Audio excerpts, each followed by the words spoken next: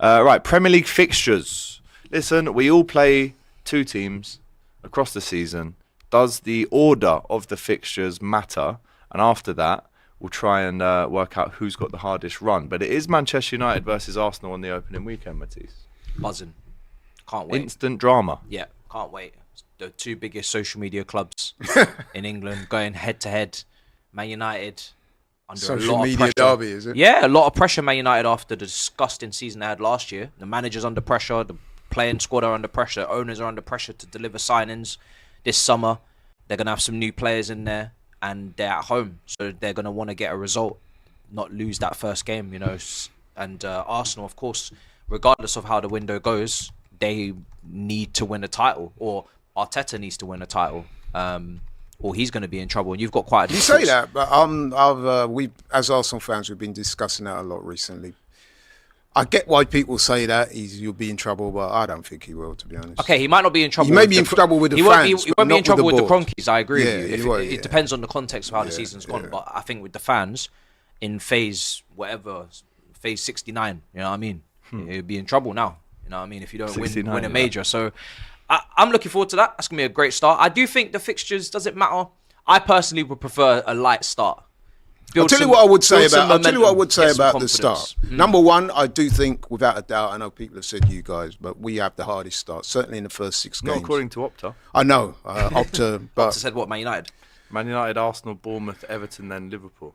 I don't know how they crunch the numbers, but for me, those first 6 games, Man United away, Leeds at home, Liverpool away, Forest at home, Man City at home, then Newcastle away. Those are all Arsenal very onerous fixtures. What I would say about, in response to what you said, is that you cannot win the title in the first 6 games, but you could certainly lose it. Meaning that if you come out of those 6 games and you've dropped a hell of a load of points, so hard to recover it that it could be over before it started. Yeah. Whereas you could still win the majority of those games, like what we did last season. I think we won 6 of our first 7. And then, you know what I mean, things fall away. So that is a very, very difficult start. But yeah, obviously, as Alex says, you've got to play every team twice, so it shouldn't really matter. But in reality, it does matter. I definitely prefer a easier start and then try and build up some confidence and momentum, exactly. Especially because you've got new signings coming in.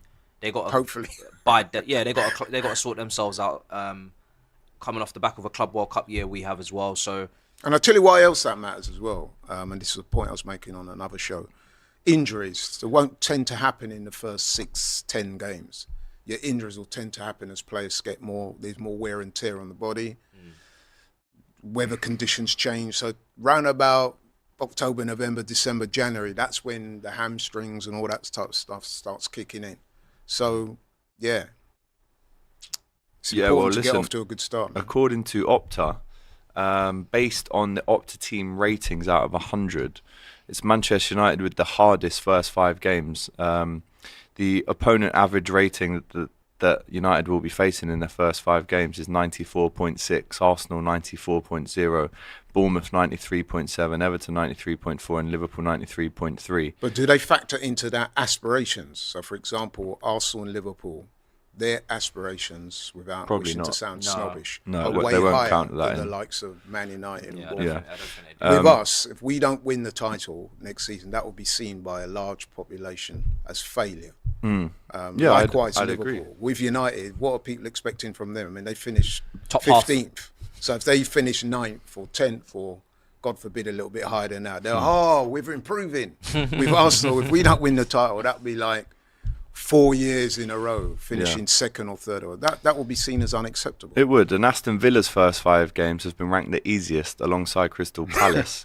And Chelsea are the 6th easiest with Crystal Palace, West Ham away, Fulham, Brentford and Man United away. You don't want it to be too easy. 5th game. You don't want it to be too easy because then it's going to make it difficult later on. But I really like our first fixture, Friday night, 8 o'clock at Anfield in the sunshine, Bournemouth at home. Yes. Lovely. Yes. But then the second game is Newcastle away.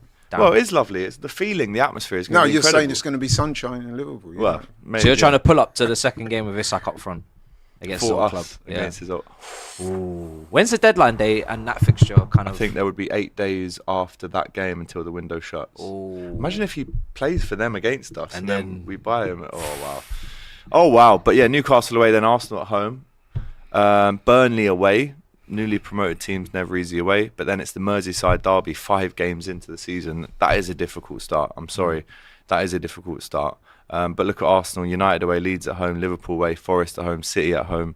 A few home games there, but there's so many stipulations and criteria that you have to meet for these fixtures to be spread out on a fixture list, and everyone's happy with them. Do you know what it is for me as well? Why I don't really react to fixtures is you don't know who is signing, leaving at this point. The squads, you don't know the final squads.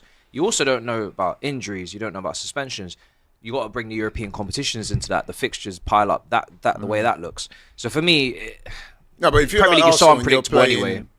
In those first 6 games, you're playing 3 out of those. Oh, I agree. Yours is top terrible. 5. Yeah, I mean, yours is horrendous. That's quite brutal. Man. That is quite for most of us. You know it's not too much to look into. And in any walk of life, you want to ease your way into something. You don't. If you're you're in phase 5 of your project. You better just. You've been easing. Yeah, man. The easing is over now. You have to.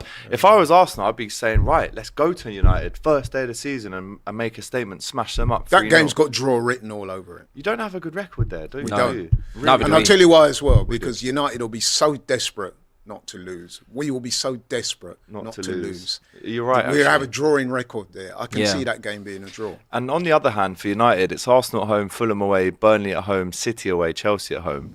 Let's just say, for example, out of those first 5, let's stretch it to 10 games. Let's say he loses 5 of them. Time to go? If you don't get off to a good start after they backed you in this, Ruben Amorim. Oh, I see. I thought you were talking about really badly. I think I think the United fans seem to be behind him. And the board are definitely I don't know. I think tide could turn quite quickly. Let's say he loses 6 out of the first 10. I think if he does that, they'll be onto him. Yeah. 100%. I mean, if he loses that, they'll be onto him. Yeah. That's pretty much his record. I don't know. See, the thing is, because this is a new ownership or a new minority stakeholder, whatever it is, but we don't know how they are with managers in terms of how much time they give them, how ruthless they are, what they see this as in terms of, is it a long-term appointment or is it something that they expected instant results? I don't know. So I can't really gauge how they're going to respond to adversity. But what I will say is, if he loses them six out of 10, like you just said, that fan base is going to be onto him because they're already, I think, uneasy with the way they've been playing, and rightly so, because look at the position they're in. I think the quality of that squad does not mirror where they are. I'm not saying it's a good squad in terms of the balance, but it should not be finishing in 15th. So somehow I don't think they're going to be as bad as they were. And remember, they've only got 1 game a week. So their excuses, bro, you got a whole week to train with those players and to coach them. You got to deliver something respectable. You can't be losing 6 out of 10. Yeah, well, let us know in the chat, who do you support firstly, but then how has your team fared, if I can call it that, in the Premier League fixture announcement list that came out yesterday. There's a few leaks going around of incorrect fixture leaks the night before, but we've got it now. You can start planning your holidays and trips to the games. However, though, do understand that I would say at least 50% of these games are subject to change. Yeah. You know, for example, right, Liverpool played Newcastle on the Saturday 23rd of August, and it's scheduled in for 3 o'clock on a Saturday. Yeah, that's not happening. That is not happening. It will be Sunday 2 o'clock, Sunday 4:30, or Saturday 5:30, I think. Yeah. Personally. If I may, though, I'd like to have the right to reply on something my boy Matisse said when he was teasing us about our consecutive second place finishes. Do you know that the last time Arsenal finished second 3 consecutive years, that was back in 1998-99. Oh. The 4th time of asking, we won the title. So that is an omen that is worth This sounds taking. like something Ty would say. Or would just but that is facts. And does that mean anything to me? No, it doesn't. Absolutely nothing. It doesn't mean a single thing. This may be something that we may well revisit. Well, do you know what? I told you. Okay. You know what I mean? Let me say this. If Liverpool sign Isak, I want you to come with that same energy after that signing, because I just have a feeling that if that happens, no matter who you guys bring in, you're not going to be thinking the same way about the But whole according to title Laurie, situation. Arsenal are a bigger football club than Liverpool, so what's he got to worry about? Hey. That's his opinion. Leeds are bigger than Bournemouth. Now, what I would say, where I would give you some credit, if they do sign Isak, then our chances of signing the title are drastically especially because you guys really wanted him 14. But nevertheless, that stat I just gave you is a fact. The last time we finished second in 3 consecutive seasons, at the 4th time of asking, we won the title. I love facts. Okay. Well, so I thought I'd throw that one in there. Enjoy in that. Response to you. Enjoy that. It's a good title, that. I thought you were more confident. Not going to do anything. No,